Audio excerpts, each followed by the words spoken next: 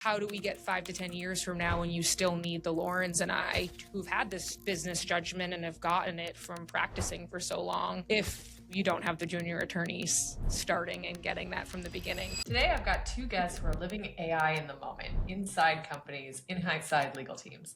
Mary Ambacher is the Deputy General Counsel and Assistant Corporate Secretary at EverQuote, a publicly traded insurance marketplace in Cambridge, Massachusetts.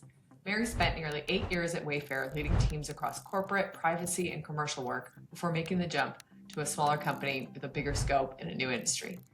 Lauren Anderson is Senior Counsel at Wayfair, where she works on commercial transactions, has been deep in the question of how AI fits in the day-to-day work of a practicing lawyer at a fast-moving global company. Together, the team evaluated more than 6 legal AI tools, navigated hiring uncertainty, and have been wrestling with things that a lot of legal leaders won't say out loud yet.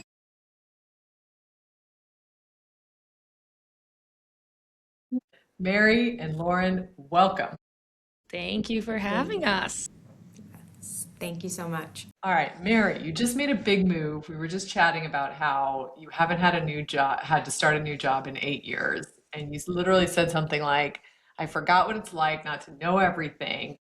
So you walk into a public company and you're overseeing the whole legal function. Tell us about day one, the kind of first day of school vibes. Yeah, it was interesting in that it was much quieter. Like day one itself, it was just quiet. And I was kind of walking around as if I had no idea where anything was, which made sense. But it was just such Wayfair, you got a lot of, bigger company in terms of just people around. So there was always buzz and it was just very quiet. And I just remembered being like, okay, now what do I do? So it was a bit of an adjustment, but I'll say, by day 3, it was kind of to the chaos. I think I was saying and drinking from the waterfall that I was probably anticipating. People were so excited that I was here. They hadn't really had a kind of SEC corporate kind of in-house person really in a long time. A lot of folks that just have done general governance, but got a great team here on the finance side that was pitching in. So. They gave me probably 48 hours and then the questions started, but it's been really nice. I think the biggest kind of scary part was just, I was so used to Wayfair and I could navigate it kind of like the back of my hand and, starting that all over, it's exciting, but I'm also like, okay, I need to get there so I can, that comes with your value add, right? Like knowing where everything is and knowing everybody to talk to. What are you thinking about what success will look like there? Yeah, it's a very fascinating question in this topic of AI too, because I think I came in with this, okay, I'm going to go in, I'm going to build a team probably similar to maybe what I had before on a smaller scale, just, in terms of the business. And, then I walked in and we have all these great AI tools we can use. And we hired a great senior contract specialist and paralegal. And now I'm like, okay, with the two of us and some AI tools, we can probably get a lot more done than, maybe 5 years ago. Without them, you would need a lot of bodies. So I'm trying to give myself some time to figure out really where are the gaps, that we're going to need to fill. Do you need a specialist in something? We're an insurance marketplace. Do we need some specialty knowledge in the insurance space? And we have an attorney that's been helping with that, but he's also moving into a lot of other stuff too, just because, small, nimble teams, and we got these AI tools now. So it's an open question, but I'm trying to figure out really what should the shape of that be. So people talk about kind of building from first principles when you come in, and it sounds like, AI is a part of that, of what you're doing. For anyone else listening that's like going to be starting a new GC gig and kind of doing that analysis, like are there like specific markers, or are there like, do you work backwards, or, because like I had somebody ask me, hey, with AI, do I need to clean sheet my department? And this was someone at a company that had been around 25 years, and this person had a team of 60. And I think it's almost in some ways tougher if you're, kind of have a big team that's been doing things a certain way for a long time versus coming in to something fresh. So you've got the perspective of coming into something fresh. How are you going to do it? Yeah, it's actually very timely. I was at a breakfast this morning with a bunch of other Boston GCs trying to, build up some of my network there. And it was on this topic of AI, both internally and law firm spend, and how you're going to manage that and all those different things. And this exact question kind of came up with some of the folks in the room that have had bigger teams. And we're literally saying, you actually probably have the benefit if you're a new startup and going to be the GC there of using AI and building and figuring out what to do versus some of these companies that have been around for a long time and have built these, great legal teams. And they're talking about, you have great lawyers, but the world is changing. And I think the nice thing that we were talking about, and I hope happens a lot more, is reskilling or upskilling some of these attorneys. Like there's folks in IP or commercial attorneys that Lauren and I have talked about a lot, could be great just even in the business field. We've seen hundreds of thousands of contracts, and sometimes, the value add to the business from a commercial attorney is not the legal stuff. It's telling them some business points they've seen a million times. So I think that's part of the conversation of, I would suspect a lot of teams are not going to continue to grow, but, are there ways you can, repurpose some of these great minds into other things you need? But also for me, then kind of the nice thing is I do have a bit of a benefit of, we've got a small team and a growing company, and we can kind of take a more measured figure out, where are the gaps that we're going to need help on the legal side. All right, let's go to Lauren. So Lauren, you're at Wayfair. Wayfair has been around a long time. My favorite kind of we have like a bureau table from Wayfair, and I think of you all every time I go there, but every time I walk by it. But you've been at Wayfair through a lot of change. Obviously, AI came. You started Wayfair in 24. How are some of the things that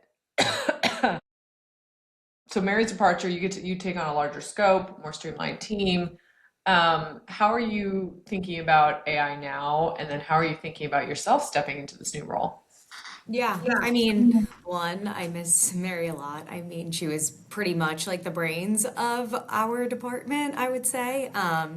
So definitely majorly increased scope. I think Wayfair's kind of already done a really good job about implementing AI tools and really like pushing us to use various tools. So we kind of had that foundation set. But given we're such a smaller team now, like we pretty much have three attorneys plus one that comes in and out that review all of the contracts that come through the company as well as like various legal issues. So, we really have to utilize AI as much as possible, but like also smartly. So we use GCAI like often, that's kind of, we've implemented some sort of process where, you should really rely on that for some sort of first pass. We really want to like get rid of the mundane and, the day-to-day repetitive tasks and really kind of spend time, as Mary said, I think AI is going to allow us to make more business decisions and be more involved in the business rather than doing like the day-to-day nitty-gritty work. So I think, my team has really done a really good job about utilizing tools as much as possible, and we're going to continue to ramp that up. How can we be smarter about utilizing playbooks or creating tasks or an idea of like a Wayfair brain where we have all of this knowledge throughout the legal team that we can kind of make these more mundane tasks a little more automated, a little faster, because I think at the end of the day when you work for a company like Wayfair, it's all about like how quickly can you get the best product out. So that's kind of the goal that we've kind of set for our team. And I promise I didn't tell Lauren to plug me. So thanks, Lauren.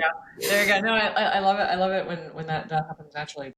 So one of the things you said, you mentioned just a super high volume. So give us an idea. And then you talked about products. So I have to imagine you're literally selling millions of products.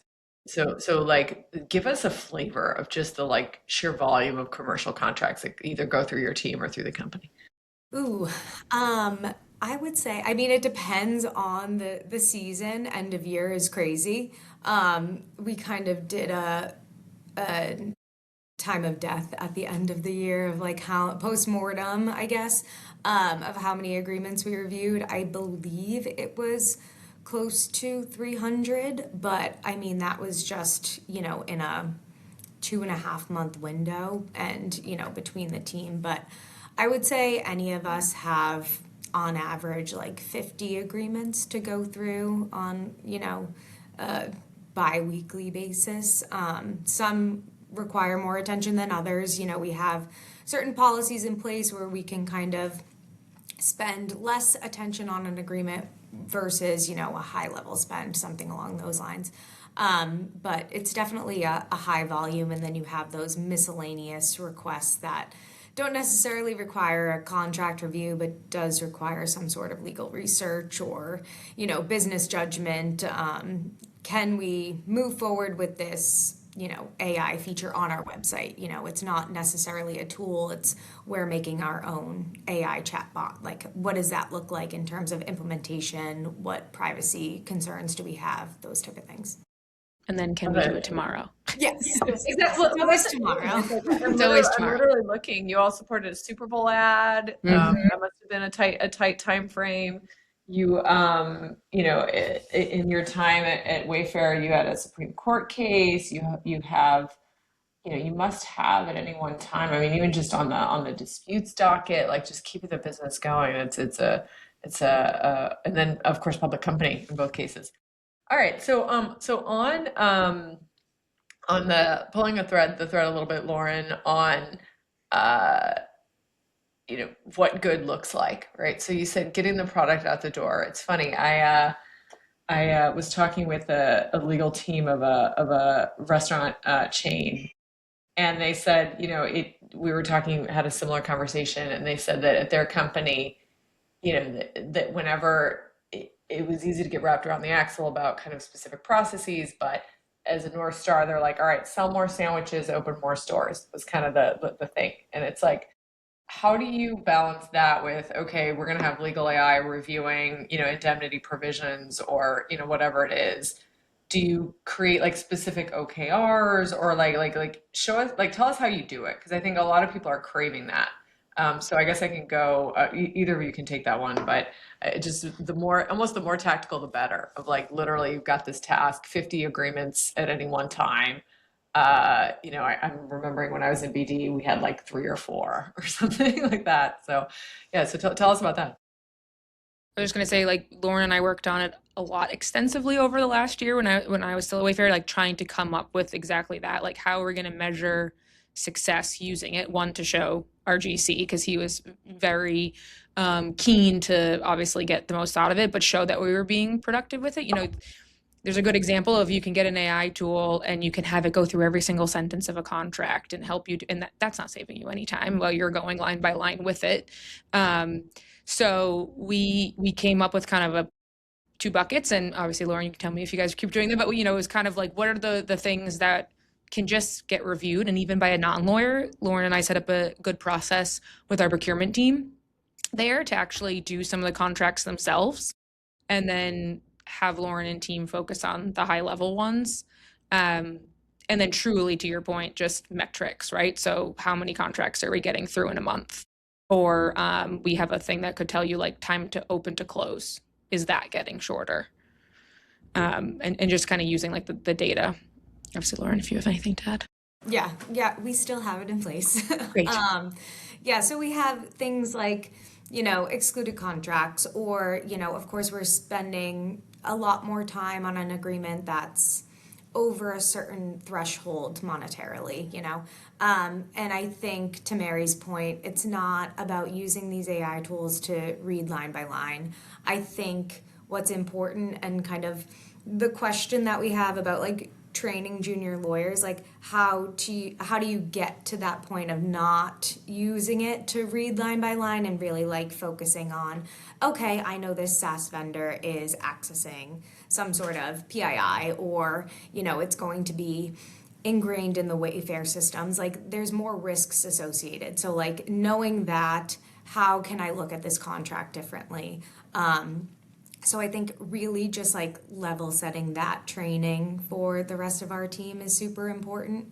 And we've kind of tried to train them up on that and make sure that, we're really dedicating time to the contracts that really like are benefiting Wayfair, and also ensuring that we're not like, having things fall by the wayside for these super important vendors, making sure we're still doing diligence where it's needed, but also, not spending time. If it's a renewal form, it's not going to take as long. I think that's really where you can use AI very smartly, where you can just say, here are these 4 things that I care about.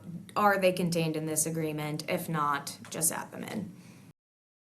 Excellent. When do you think, just putting on your prediction hat, when do you think AI will be good enough, and maybe it is already, to just pull lawyers out completely?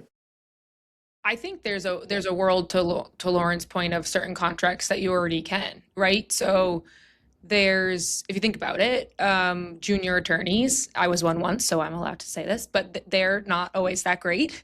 And, maybe they're sometimes getting it 65, 70% of the way right. And most AI tools were, the big thing people like to say is, well, it's not right all the time. I found mistakes. And I was like, right, I found mistakes myself of my own work that I did 5 years ago. But we were fine with accepting a B plus or an 85% on that, because that's all you need for that thing. Like, we used to talk about that a lot, and I still love saying it when, SEC work, you need A plus work. That's attention to detail, that's public filings. Some commercial contracts, I'm like, give me your best C. I just need this out the door, and we got to help the business move. And there's a lot of AI tools, I think, that are probably already in that B plus range. So they might actually be doing better than if I had, a junior attorney review an NDA that they've reviewed 100 of them, or think about a first year associate that's gone through diligence. And, I used to do it, and not going to lie, by hour 5, you're like, what am I looking at anymore? And the AI is probably picking it up better.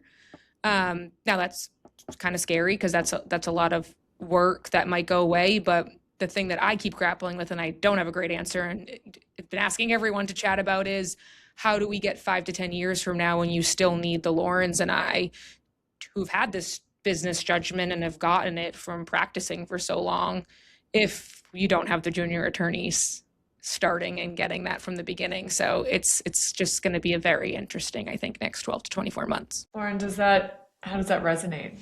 Yeah, no, I agree. I think it's also important. So you have the AI tool, but it's also about the user. So like, the user needs to know exactly what to do to get that B plus. I think they need to prompt the AI. The AI has the capabilities, but how do you get there? And I definitely think that it might eliminate some staffing, I think. I don't think, like attorneys in general, but you might have smaller teams. You might have less people looking at contracts. You might be relying on the AI more. But I do think that it gets to a point where the AI can't do everything. Like, you need that experience. You need the business judgment. I feel like, at least in my learnings, I've learned a lot. I know the law, but you don't always think about every terrible outcome that comes out of a commercial contract until something bad happens. So with that experience, it's like, I can build that into my review. Okay, the AI picked up, how to make this limitation of liability tighter, but like, maybe we need to, I think Mary and I spent a lot of time on like SLAs, pushing the business to make sure that, like, yes, we have the legal protections in place, but what about, like, from a business standpoint, if this software is something we really need, it goes down, like, okay, well, what are we gonna do? So like, those type of things that maybe, I don't know, like the AI won't actually pick up on or flag to the business is also important. So you got to have the Marys of the world to keep going. Any good examples of that? I had a guest on the pod a few weeks ago, and he talked about how essentially in that SLA context, exactly, they had done basically I can't remember if it was like a specific indemnity to the SLA or something, basically where it was like almost like a guarantee. They did a separate exhibit that was a guarantee that was like, hey, if we like maybe even sure. It's funny because I guess I feel like a bad lawyer because I don't remember exactly what the mechanic was, but TLDR, it was an appendix where if the vendor did not meet that particular SLA, it was like a not just a breach, but it was various other things were going to kick in. It was essentially a form of liquidated damages, but it was like a little bit more sophisticated than that. No, I know exactly who it was. It was a huge global retailer, and mentioned doing that, and then lo and behold, that happened. So basically, it was a many million dollar IT implementation, and then the vendor came back and was like, "We can't do it. We want XYZ more dollars." And it turned out that what my friend had put in ended up making a huge difference, and the business was like, wow, how'd you know to do that kind of thing. And it was sort of like a good moment for legal, although of course the best moment is like they would have performed the contract. Yeah. But with that example, anything stand out at you of just like, hey, let's say you got to the B plus answer, or let's say you found a particular agreement strategic enough to warrant the A effort. Anything stick out as just like, wow, like I made Wayfair better, or I made EverQuote better from this particular work? And obviously confidentiality, et cetera. But if there's anything that you could talk about, that would be helpful. Any big wins, basically. Yeah, I'm thinking, to be honest, it's going to sound simple, but I think one of the biggest things just as a legal team that we changed the mindset of the business over years was no non-renewals at all.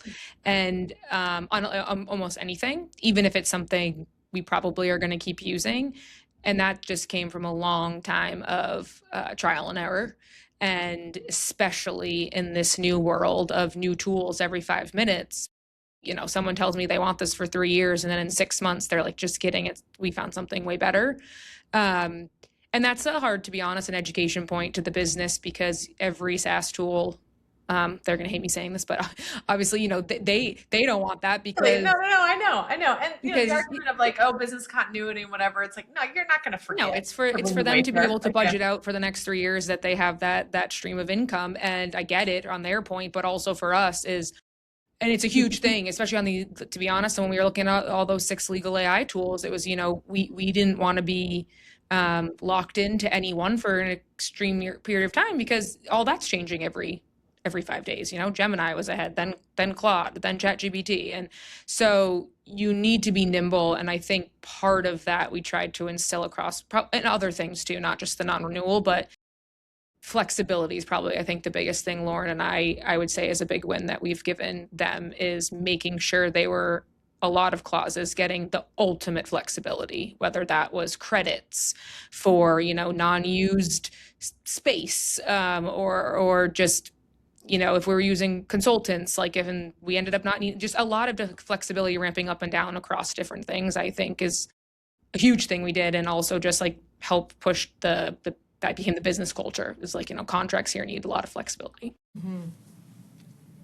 Yeah, I think also to like kind of bouncing off of that, I feel like we've also kind of pushed for termination for convenience, which like I feel like is a rarity to actually get, but kind of getting comfortable with some sort of like breakup fee. Like, okay, if we are entering into a long form agreement, we try and keep contracts, I would say, generally to a year, with 3 years kind of being the max.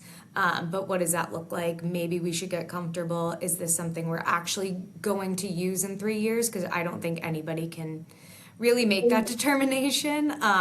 We do have like processes in place to have those type of deals be approved, but I do think kind of getting them comfortable with like it's a possibility that this isn't going to work out. Like, what are we willing to do or pay to get out of this? I mean, that resonates so hard, even now as a CEO, where everybody's all excited to use the new marketing consultant, the new tool, the new even we're literally planning for President's Club. We've been selling like crazy, and I'm like, I still remember being burned from COVID. I'm like, I don't know if I want to give the Ritz whatever XYZ money right now, but it's the thing where uh, from the business side, having to think about that, it's kind of like there's this book that's like that I really like called Burn the Boats, about energy you spend on plan B is not energy you spend on plan A, and so kind of move forward. And having a great legal team that thinks about that so I don't have to, and kind of saves me from myself. We literally, this is embarrassing what you said about the breakup fee, is like literally we had a marketing advisor that we were going to hire, and plans changed, and I went and looked at it, and didn't have anything like that. So I did the like kind of commercial thing, and I sent an email and I said, hey, look, wires crossed. We can't do this, 5-month, very heavyweight thing. And, in that case, business person to business person, they let me out, but it would have been nice if they'd have thought in advance, because there was just a lot of consternation around it. And then, the breakup fee is a little more than I would have liked, the kind of like in the moment fee, but the guy knew that's how it was. So, was this something where, have your business people kind of noticed and thanked you? Are there any kind of like great sort of, I mean, the Super Bowl ad is a big one. Other big initiatives where it's just like legal gets those shout outs.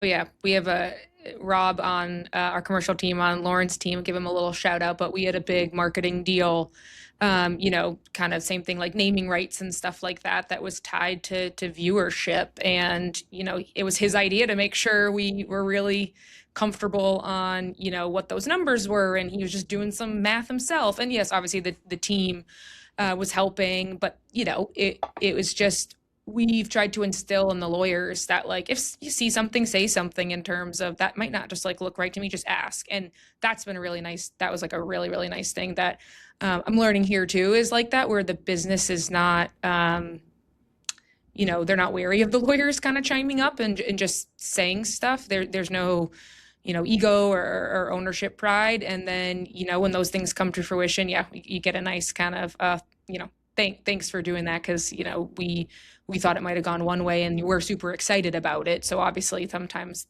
rose-colored glasses on what you think is going to happen.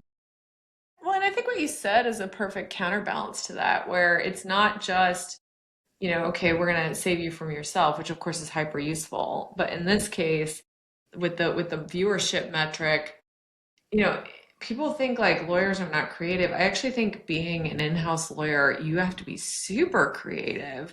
And, like, especially when you're doing deals in new areas. Like, we're working on a deal now with a supplier, and, debating on, do we do it by, exactly as you said, do we do it by usage? Do we do it by, an API call? Do we do it by this? Do we do it by that? And it's, the lawyers are their ideas are as good as mine, I mean, if not better on that.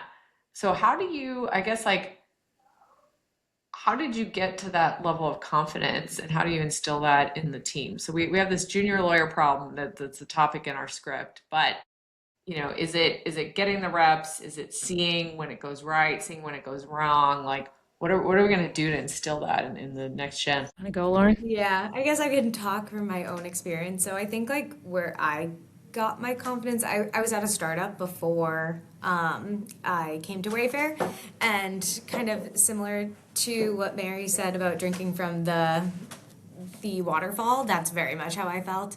I went from IP work to supply chain and logistics, which truthfully I knew nothing about, but I did majority contract work. I think you really just need to understand the business. That's like number one. And also just like be comfortable with like you might make the wrong decision, and like that's okay. We can fix it. I don't think at the end of the day, like any of us as attorneys are really going to make a terribly wrong decision, I hope. But I think you just need to be confident about it. I think you need to really trust your judgment. I think, you have the foundation as a junior attorney, but like it also utilize your resources. Do you have outside counsel that has kind of helped in these areas before? Consult them. Do you have, CEOs, CFOs, like everybody who's like higher within the company also has much experience. Like always consult them and make sure that your gut is kind of there and like it's not off, or maybe the company has a different risk tolerance, or is risk averse. So I think you really need to understand those foundations and then just really trust your knowledge and trust your gut. And I think it's definitely reps. Like I think that you just need to like keep going, but you'll get there. And I think that's kind of what we've seen in terms of, junior attorneys struggling as to trust their gut. Like, it's okay to not always make the 100% right decision. And to your point, you have to be creative. Like, in-house, it's a must. You can't be, within these parameters. The business wants to get it done. It's our job to figure out how to get it done. I used to always say to the team there when they would get really nervous or it was like a big thing. And, it's a lot of people moving fast. And, even Lauren and I couldn't be looking at every single thing they did because there's just so much work, but you want to make them feel comfortable, obviously, to keep going and make decisions. And so I used to just always tell them, we are just, someone's got to make work for the litigators and they're going to need stuff to do. So I used to always turn around to my coworker, Mike, and just say, I'm keeping you in business. So it's, everyone's, it comes full circle. I mean, I think that's actually a profound point, which is like, perfection is not the thing. Like that it's interesting. I still remember, actually rest in peace, my torts professor, Levy. He kicked off the torts class with an example probably quite relevant to Wayfair, which is the optimal, if let's say you're going to ship, porcelain plates across the Pacific, which I'm sure you do. But anyway, if you're going to do that, he's like, the optimal number of plates to break on that ship is not 0. He's like, because if it is 0, then it's like you've spent, you've individually packaged each one and you've gone really slow. And, the cost of replacing, let's say 1% of the plates or whatever it is worth it. And he used it to illustrate the point of like how you approach risk. And I found it really like, it was actually something that like I said, literally 20 whatever years later, I still come back to it. But how do you gauge that in a new company? I guess that's an interesting question. So Mary, you go to insurance, and insurance is literally like the calculation of this kind of risk. And how do you either set the culture or figure out the culture of that kind of risk taking? So Wayfair, of course, came from the e-commerce days, sells to millions, it's consumer. What was different, and how did you figure that out or gauge it? Yeah, it's a very good question.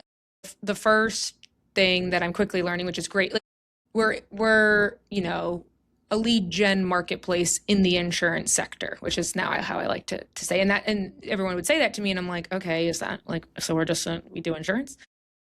But it's true. It's like how we used to always say, we would always say Wayfair is an e-commerce company that happens to be selling furniture, in a sense of like, it's not a furniture company, right? Like it's an e-commerce tech company, but we're putting all of that e-commerce tech into furniture and decor.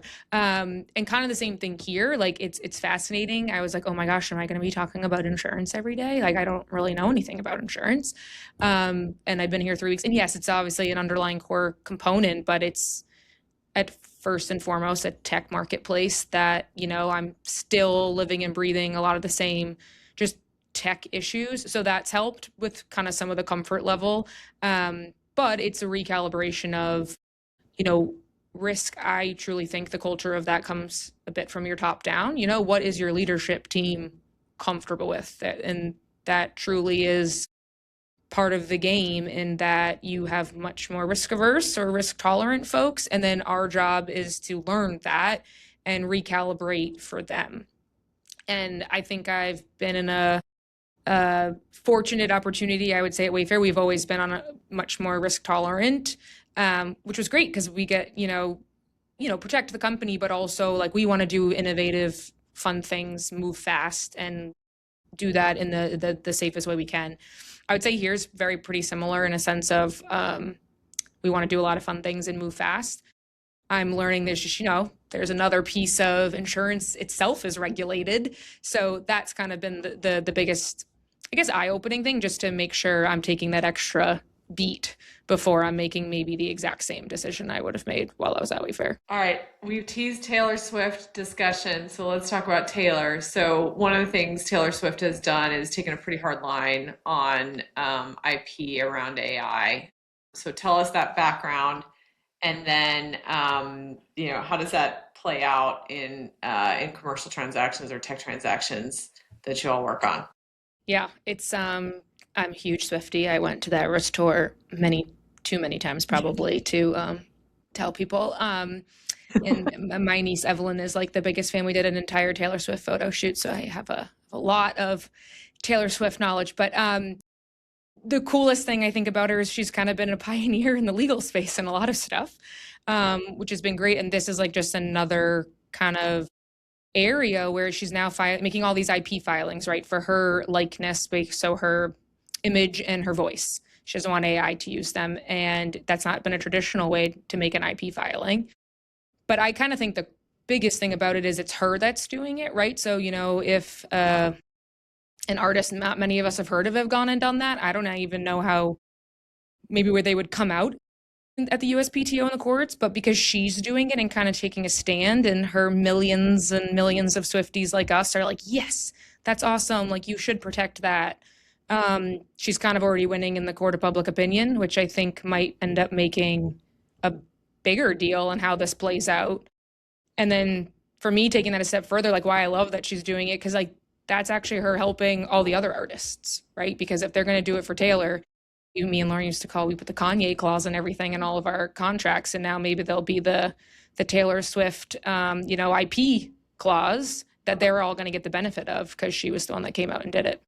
Yeah, I mean, she is probably, to your point, the only artist that could stand up to Apple. So when iTunes had a thing where iTunes was giving away basically like 3 months free when you bought a phone or something like that, and their point of view was the artist should not get paid for those 3 months free, even if there were a lot of streams. And she wrote a letter that is like literally, to your point, masterclass in Taylor Swift. Let me That was Google it pre-AI. right. She wrote that herself. Yeah. Taylor Swift letter Probably to Apple. The letter to Apple. It's so epic. It was. Let's see. It was 5 years ago to this week, I guess, or 5 years ago in June. So she says. Let's see. She says. No, 10 years ago, 2015.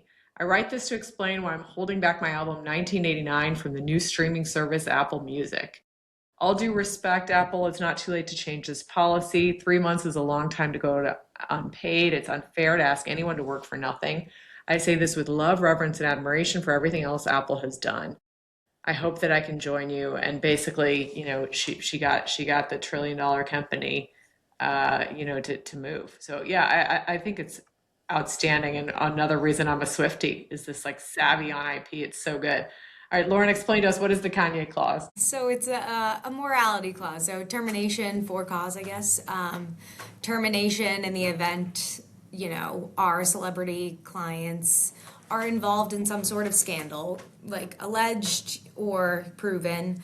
Anything that can kind of harm our reputation, we want to be able to get out of the agreement because, I think especially with growing celebrity talent as well as even just like small influencers or medium-sized influencers, you do have an inherent risk of, you have these people representing your brand. You want to be able to get out if some sort of scandal happens. I feel like these days with the internet, all scandals come to light. So, and I think that there's a lot of like public discourse when these things do come to light. So how do we protect ourselves? I think, Wayfair didn't, to my knowledge, have any experience with this, but I think, the Kanye clause did come about due to his actions. And I think that, the industry reacted. You want to be able to get out of your agreement. I believe Adidas was not able to get out of their agreement, or if they did, I'm sure they paid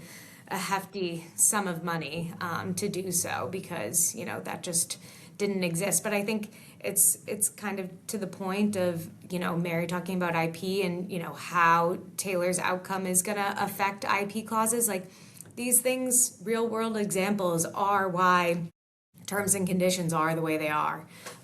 So, it's definitely interesting, and I'm currently negotiating a Kanye clause right now, trying to. There you go. That's cool. That's amazing. More middle ground. So I'll say fun. Lauren's being a bit humble, but when we ramped our affiliate kind of marketing program, I mean tens of thousands of probably, you'd say, these small medium influencers that she kind of put a process together to get the team up to speed on like the things they should care about, and like that was a huge one because to me, it was more, it's not the big celebrity, right? Because that's kind of, well, we want to make sure it's in there, but that's going to have a whole bunch of other issues for them. But with all of these, the YouTubers and the TikTok influencers, that's becoming a huge, huge marketing area for e-commerce in particular.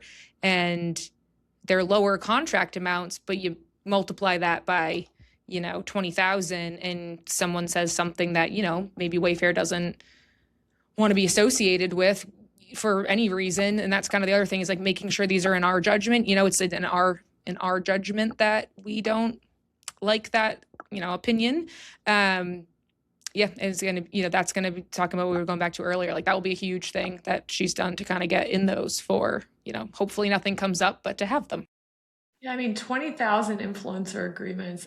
I come back I to might have exaggerated a little, but it's but lots of still, thousands. It's still a lot. I mean, it's still like even just 1,000 is like just the law of large numbers. You're going to have somebody do something crazy. I mean, I just always like, I was at Yahoo when I started my career, and you get some crazy things. I remember, funny talking about insurance, there was one of the first cases around basically the discoverability of Facebook. So if there was a period, it's hard to believe now, but there's a period where whether your Facebook posts were discoverable was like a question. But the case was a woman who, had a workers' comp claim around, being injured at work, and said, she couldn't work and all this. And then she ended up winning a tree throwing contest at the holidays. It was like a Christmas tree. And she was on the radio station's Facebook page as having won it. And so anyway, but the more thinking about it is like at scale of like these things of like it's sort of coming back to what you said of like protecting the company from themselves. And then, even let alone regulated industry, right? So you're in insurance. I remember one of the buy now, pay later companies had a matter with the what's the big consumer regulator? Oh my gosh, that regulates financial. Oh gosh, CFPB. Yes, CFPB. Yeah, so it was a dual CFPB FTC matter where basically all their influencers were saying you don't pay anything ever. Kind of like really not even just not having TILA disclosures, but just like completely misrepresenting the product. So they had to come up with a process very similar. So I love this. I love being able to talk about Kanye and Taylor and commercial law and IP. Everyone thinks lawyers are boring. I know, exactly. It's literally exactly. All right, so let's go to lightning round or closing reflection. 5 years from now, what does the legal department look like? And what does a great one look like, Lauren? I think you gotta keep up with the times. I think you need to embrace the AI. I think you need to really not retire your lawyer hat, but also really wear a business hat as well. I think we've kind of touched on that through the conversation that, we're just as much here to help with the legal issues as we are with the business. Like, how do we really, streamline, make sure that we're hitting milestones, make sure we're delivering the best products, make sure that we're also covering ourselves in the event of, anything were to happen. So I think we really need to lean into the AI. What can we take away that's, bogging us down, spending less time, maybe, reading emails. How do you automate that? How can you have someone give you a summary of everything that you received overnight, like that type of thing. So I think it's really, leaning into technology as well as developing your business knowledge and, being smart and creative within the industry. My turn. I would echo a lot of that. And part of that is what I always think is, they're going to need to be savvy AI users, not just in the legal space. So automation across all things, right? Your calendar, your Gmail, writing your performance reviews, folks are going to need to be sharp on all of that other stuff so that you're spending your highest ROI time on the big things. And I think another portion of the 5 years from now is what's the relationship with outside counsel look like?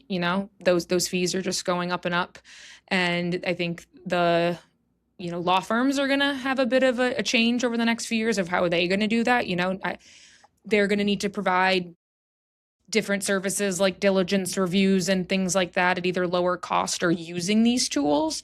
So I'm actually really curious to see, and I think a lot more in-house teams will be relying on themselves on some stuff that they're not today, because we'll be able to spend more time on some of the higher ROI things ourselves versus like, I got to get all this other stuff done, so let me call outside counsel on this question.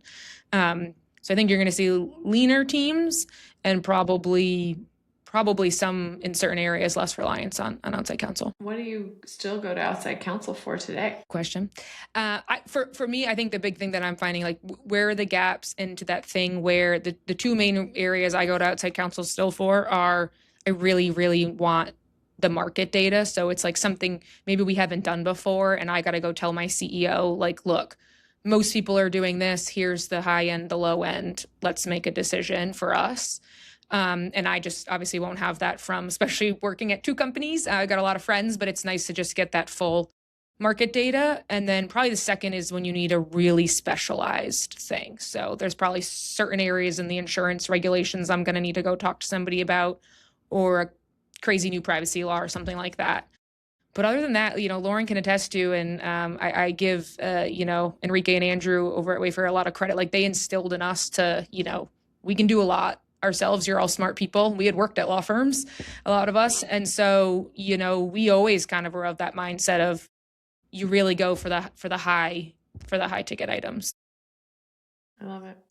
All right, let's do a lightning round to close. So, a book, leader, or podcast that shaped how you think, Lauren? So I think a leader is my mentor, really shaped how I think. He kind of really championed me to kind of own my knowledge, own my business inputs, like all of that. I think when I first started, I was a little kind of had imposter syndrome, and I was at these companies with, all of these super intelligent people who have worked in Silicon Valley, and I'm just, this junior lawyer who's trying to figure things out.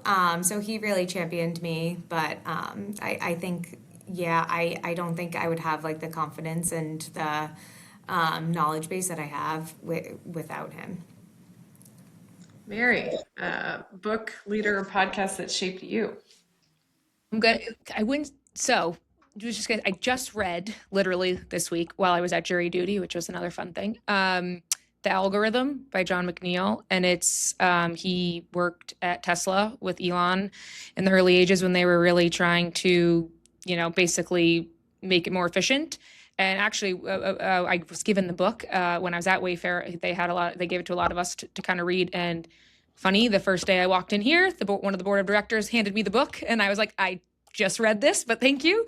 But it's fascinating because it talks through basically Elon's, kind of 5-step. He called it the algorithm, but like to make something efficient and move fast. And in working in tech, it was really, really interesting just to have it written down. I think we hear a lot of those things, but how do you move fast while innovating and reducing risk, or figuring out the risk to take? And I think reading it as lawyers is really interesting, especially in-house attorneys, because this is what your business counterparts are trying to do every day. So it's just kind of fascinating, and kind of excited to see how that may actually change my mindset a bit as I dig in here. Love it. We're gonna do book club. We'll do GCAI, Seizing and Friends book club. Excited. Lauren and I can catch up. All right, Lauren, what is one piece of advice that you would give your younger self in 2 sentences? So I would say that you belong in the room that you are in, and you've earned your seat. So feel like hold your own, and you have the knowledge and the capabilities to be there. So just have more confidence. Mary, how about you? You're never actually going to learn it all, because I think I had this mindset of, one day you'll know everything, or you'll have learned all the laws. We'll reach the end of the internet. Yes. Yep. And, you're just going to learn to become more comfortable making the decisions. Like, that's really what you learn over time. Love it. Wow, this has been so much fun. Thank you so much for joining me on the show. Thank you for having us, Lauren. It's nice to see you. Thank you. I know I miss you. That was my conversation with Mary Ambacher, Deputy General Counsel at EverQuote, and Lauren Anderson, Senior Counsel at Wayfair. If you want to see how in-house legal teams are using AI and including for fun things like Kanye clauses, head over to gc.ai. Follow Susie and friends wherever you get your podcasts. We'll see you next time. Thank you.